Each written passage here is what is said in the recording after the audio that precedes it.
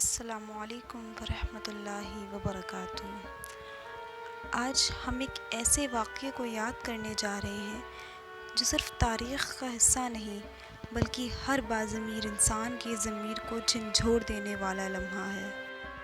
واقعہ کربلا۔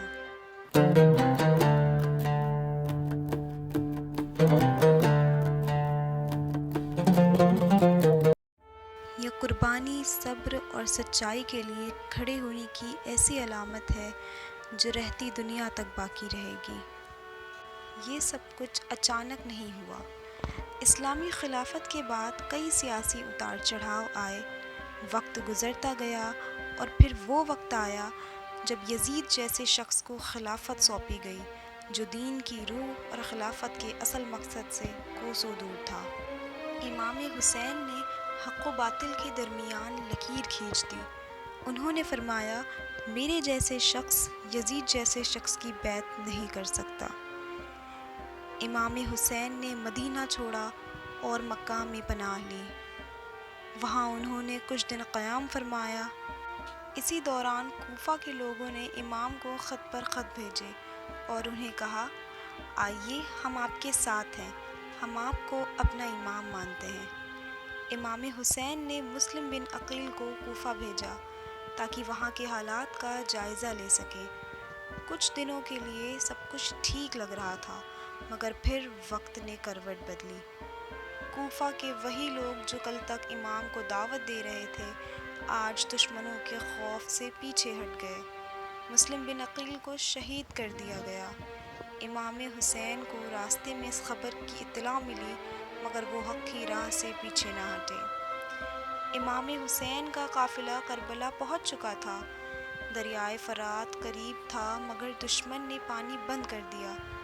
3 دن گزر چکے تھے، بچے پیاس سے بلک رہے تھے، خیموں میں سناٹا طاری تھا لیکن دلوں میں یقین تھا۔ 9 محرم کی رات کربلا کے میدان میں ایک روحانی خاموشی تھی۔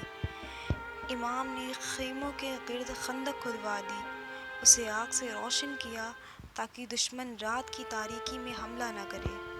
انہوں نے چراغ گل کر کے فرمایا، جو جانا چاہے جا سکتا ہے، دشمن صرف مجھے چاہتا ہے۔ لیکن سب نے کہا، ہم آپ کو چھوڑ کر نہیں جائیں گے یا حسین۔ 10 محرم کی صبح سورج آہستہ آہستہ افق سے نکلا اور وہ دن آیا جو قیامت تک یاد رکھا جائے گا۔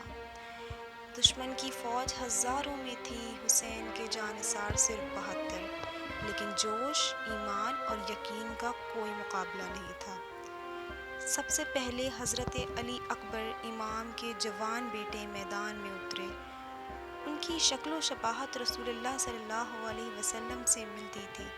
انہوں نے بہادری سے لڑائی کی اور شہید ہو گئے۔ جب ان کی لاش خیمے میں لائی گئی تو امام کے دل پر قیامت گزر گئی مگر زبان پر صبر تھا۔ پھر حضرت قاسم صرف 13 سال کے نوجوان امام حسن کے بیٹے شہادت کی اجازت مانگی اور کہا، چچا کیا میں بھی شہادت پا سکتا ہوں؟ امام نے فرمایا، بیٹا موت تمہارے لیے کیسی ہے؟ قاسم نے کہا، شہد سے بھی زیادہ میٹھی۔ پھر علمدار کربلا حضرت عباس نے پانی لانے کی کوشش کی۔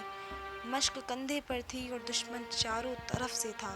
ایک ہاتھ کٹا پھر دوسرا لیکن مشق نہ چھوڑی جب تک تیر لگ کر مشق پھٹ گئی اور آخر میں امام حسین خود میدان میں اترے، تنہا، زخمی مگر پرعزم۔ انہوں نے آخری سجدہ کیا اور وہ سجدہ رہتی دنیا کے لیے حق اور صبر کی علامت بن گیا۔ شہادت کے بعد بھی پیغام ختم نہیں ہوا۔ حضرت زینب اور امام زین العابدین نے یزید کے دربار میں ایسے خطبات دیے جنہوں نے حق کو زندہ رکھا۔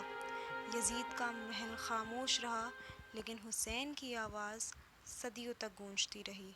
کربلا کے اس دردناک منظر نے پوری امت کو جھنجھوڑ دیا۔